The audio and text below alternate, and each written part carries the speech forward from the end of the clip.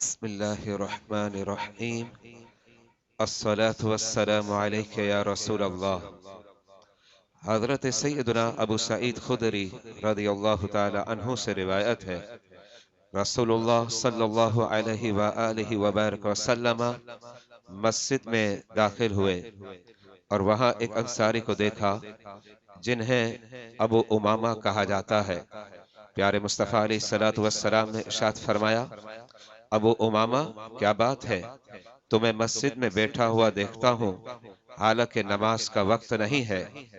حضرت سیدنا ابو امامہ عرض گزار ہوئے، یا رسول اللہ صلی اللہ علیہ وسلم، تفکرات اور قرضوں نے گھیر رکھا ہے۔ میرے آقا علیہ الصلوۃ والسلام نے ارشاد فرمایا، کیا میں تمہیں ایسا کلام نہ سکھا دوں کہ جب تم اسے کہو تو اللہ تعالی تمہارا غم دور کر دے اور تمہارا قرض ادا کروا دے۔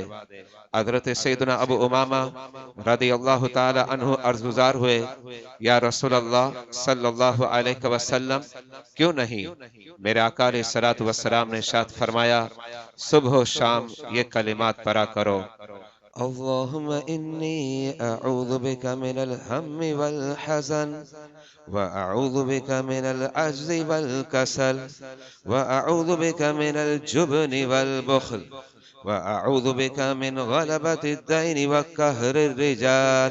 اے اللہ، میں تیری پناہ لیتا ہوں فکر اور غم سے، اور تیری پناہ لیتا ہوں کمزوری اور سستی سے، اور تیری پناہ لیتا ہوں قرض کے غلبے اور لوگوں کے دبانے سے۔ مذکورہ حدیث مبارکہ سنن ابی داؤد شریف میں ہے، حدیث نمبر 1555۔ واللہ اعلم بالصواب۔